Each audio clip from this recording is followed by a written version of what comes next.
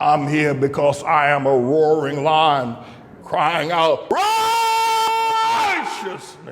I don't know if you watch MSNBC, but I watch all networks. I don't watch OAN and I don't watch Newsmax, but I do watch Fox and I watch MSNBC and CNN, and then I watch some of the other Wall Street Journal and those kinds of reports. And I try to get a broad perspective of what's going on, because the news business is a very political business, in many ways very racial.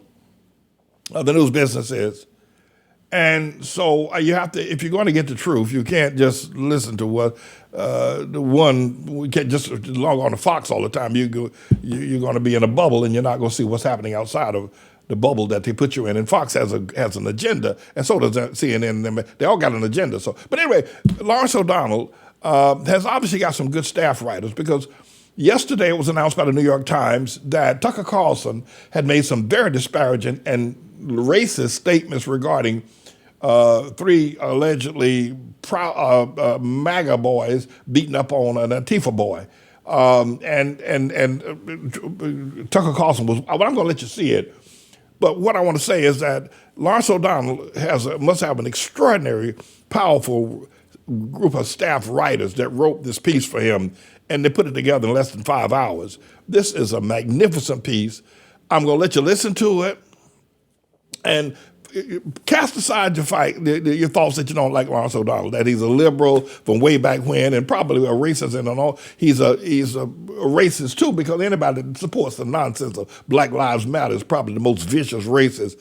I think there's not an organization on the planet right now. Forget about the Proud Boys. Forget about in white supremacy. Black Lives Matter is the most racist thing on the planet right now.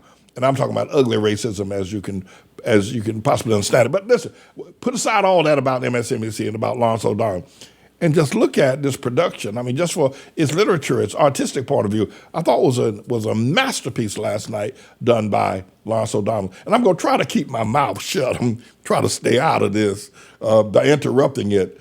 But check this out. John Sholto Douglas was the Tucker Carlson of 19th century London. He was in every way a terrible person. When his father died, he inherited his father's absurd title of Marquess of Queensberry at age 14. Tucker Carlson's upbringing is the 20th century American version of Lord Queensberry's upbringing. They were both born rich enough to never have to work a day in their lives. They were both students who never achieved any high academic distinction. Like many of the most influential voices in the history of right-wing American media, Rush Limbaugh and Sean Hannity, Lord Queensberry never finished college. Lord Queensberry was so disliked that he was not allowed to be a member of the House of Lords. His first wife successfully sued him for divorce on the grounds of adultery. He lived a life full of hatred, the full force of which he aimed at the brilliant Irish writer Oscar Wilde, who he believed was having an affair with one of Queensberry's sons. Homosexuality was a crime in Britain then, and Lord Queensberry convinced prosecutors to bring a criminal case against Oscar Wilde, which ended in a guilty verdict and a sentence of 2 years of hard labor, which Oscar Wilde served before spending the last few years of his life in exile in France. 4 years before he was prosecuted, with his classic novel, The Picture of Dorian Gray, still being read around the world, Oscar Wilde wrote, "The only way to get rid of a temptation is to yield to it. Resist it, and your soul grows sick with longing for the things it has forbidden to itself, with desire for what its monstrous laws have made monstrous and unlawful." If Tucker Carlson had been commenting on the news of the day in 19th century London, we know whose side he would have been on. He would have been cheering on Lord Queensberry's torment of Oscar Wilde. And when Oscar Wilde was sentenced to hard labor for being a human being, Tucker Carlson would surely have let out one of those horrible, monstrous Carlson cackles that he alone seems to think is the sound of human laughter. That noise Tucker Carlson makes has been wrongly described as a childish giggle. This is brilliant. This is a stab at Tucker Carlson. But I have to tell you, that Anderson boy on CNN does the same kind of a cackle. But go ahead, Mr. Engineer. Child's giggle is not full of hatred and cruelty. The sound Tucker Carlson makes at his most joyous, his most happy moments, when he is laughing, is a sound that Oscar Wilde surely would have called monstrous. The Marquess of Queensberry was a member of... Anderson Cooper on I meant to say, on CNN has the same kind of a cackle. It's not a laugh. It's as phony as a $3 bill.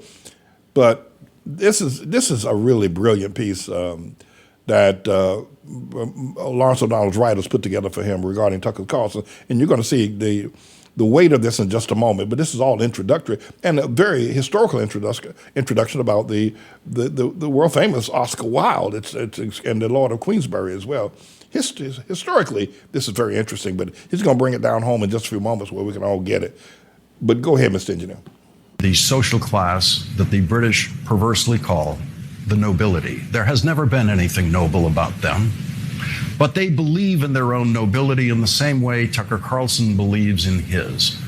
The Marquess of Queensberry was known for one other thing besides attacking one of the world's greatest artists for his sexual orientation. Queensberry put his name on the rules of boxing. He didn't invent the rules. Queensberry just took them from someone else, put his name on them, and gets credit for the rules of boxing to this day. He believed there was a proper way to punch someone. There was no rule of boxing, according to Queensberry or anyone else, saying you can't kill your opponent, which is why punching people in the head, fully within the Queensberry rules of boxing, has sometimes left the recipient of those punches dead on the spot. There is, in the Queensberry rules, the illusion that there is a right way to violently beat someone. And Tucker Carlson believes, we now know, that only white men obey those rules. Tucker Carlson's perversion runs deep. Racism is a perversion that eats away at the brain and makes it smaller, as it has done with what's left of Tucker Carlson's brain. Last night, the New York Times revealed a text message written by Tucker Carlson the day after the January 6th attack on the Capitol. It was obtained in the discovery process in the Dominion lawsuit, which Tucker Carlson was too stupid to know was going to obtain all of his emails and text messages. This text message was not made public in the filings in the case, but might have been made public if the case went to trial and Tucker Carlson was called as the second scheduled witness after Rupert Murdoch. The New York Times says the contents of this text were disclosed in interviews with several people close to Dominion Voting Systems defamation lawsuit against Fox. On January 7, 2021, Tucker Carlson wrote a text that he thought was going to be read by one person and is now forever available to the world. He said, a couple of weeks ago, I was watching video of people fighting on the street in Washington. A group of Trump guys surrounded an Antifa kid and started pounding the living shit out of him. It was 3 against 1, at least. Jumping a guy like that is dishonorable, obviously. It's not how white men fight. Yet suddenly I found myself rooting for the mob against the man, hoping they'd hit him harder, kill him. I really wanted them to hurt the kid. I could taste it. Taste it. What does that taste like? Tucker Carlson's perversion is so deep that he believes, among other things, that we all know what it's like to taste the desire to watch someone be beaten to death. What did Tucker Carlson taste when he was watching the video of George Floyd being killed, if he ever watched it?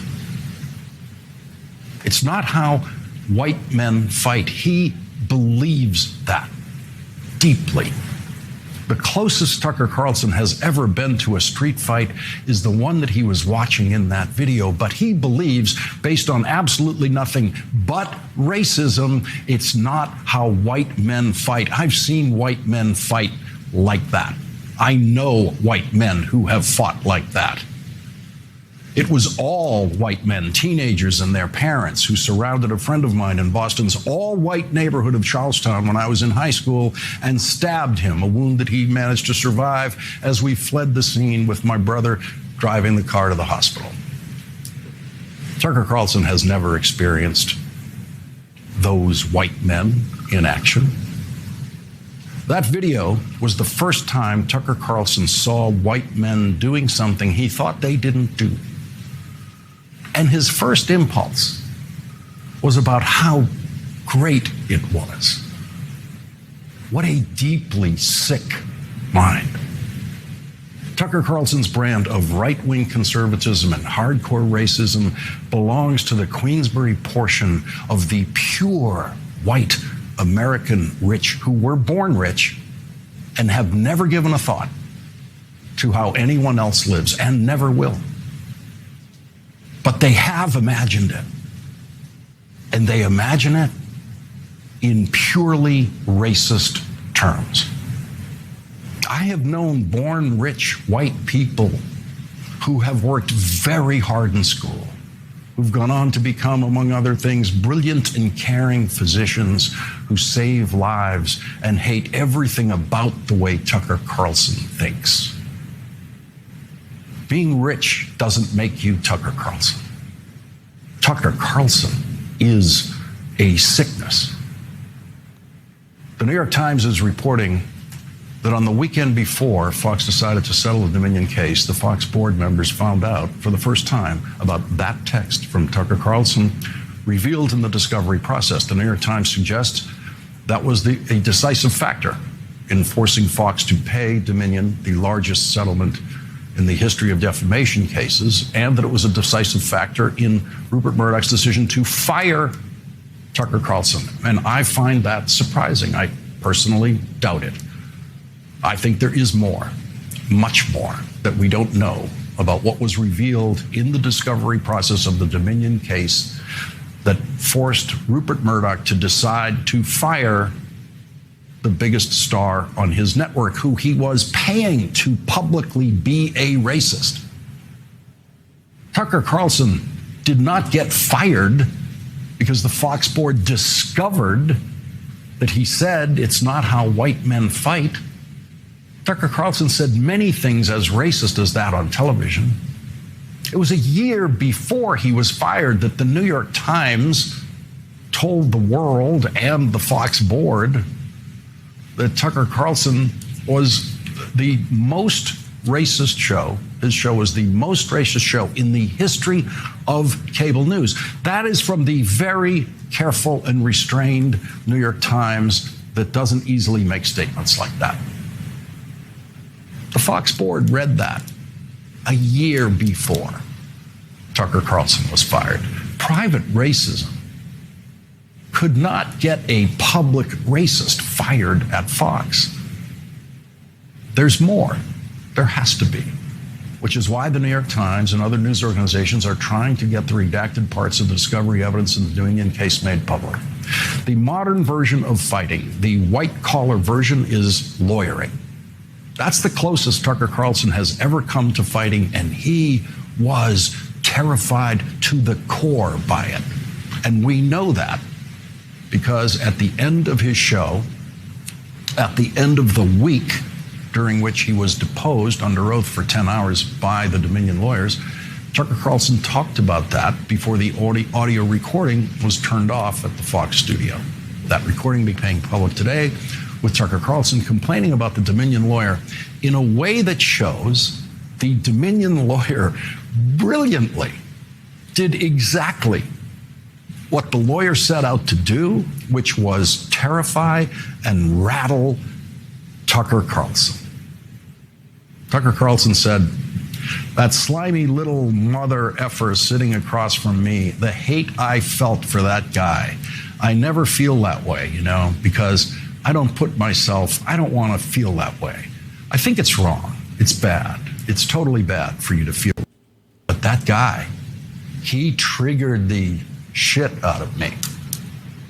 Again, I apologize. Tucker Carlson was outraged that he was asked under oath, where do you live?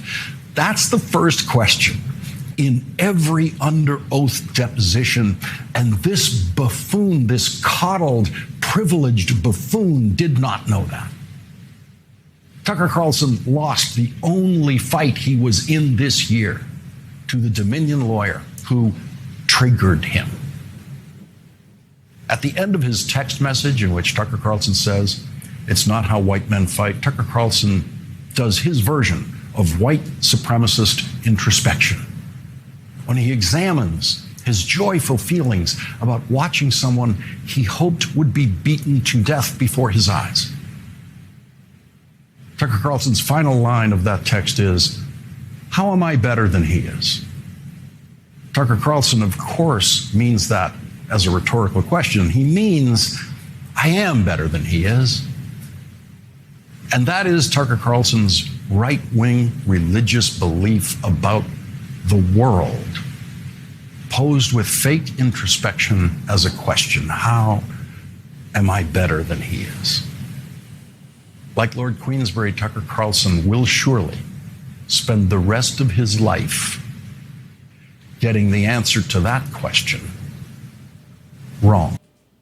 All right, there's a couple of things. Whether Tucker Carlson is a racist or not, compared to other races such as Black Lives Matter or Barack Obama or Van Jones or Don Lemon, that's, as far as I'm concerned, it's a matter that's still open for discussion, and I'm not sure that the jury is in on that whole idea. But what I do want to say is that, putting that aside, I think there were some brilliant points made by Lawrence O'Donnell. One of them, Tucker Carlson is a sickness.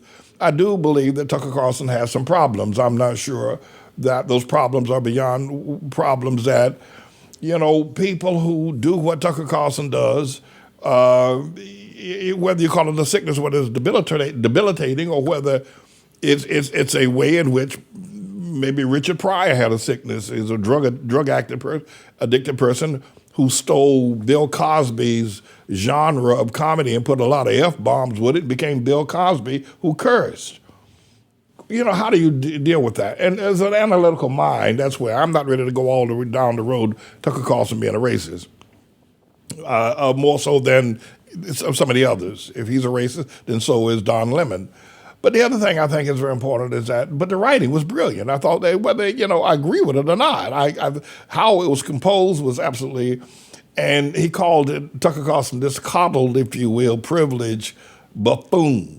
That's going to be out there in the atmosphere. The way the Christmas Story boy said that the yell is going to be out there over the Lake Erie for the next 100 years. I thought was interesting, so I thought I'd let you listen to that. I'm going to have more to say about that in the days to come with respect to where Tucker Carlson will land, and is there more to be said about of the redacted, if you will, information that has been submitted to the court regarding what Fox people have done. My question is, why do they do all of that? Why do they, I guess it's just they feel very privileged, quite frankly, and, you start making that kind of money, $20 million a year, that's power for a man that's already rich. I thought it was very interesting about the Lord of Queensberry as well, and the history of Oscar Wilde, and that Tucker Carlson was compared to this rich man born who achieved nothing except hatred or racism. Good for you, and Lawrence O'Donnell. Give my compliments to your writers. I think they did an extraordinary job.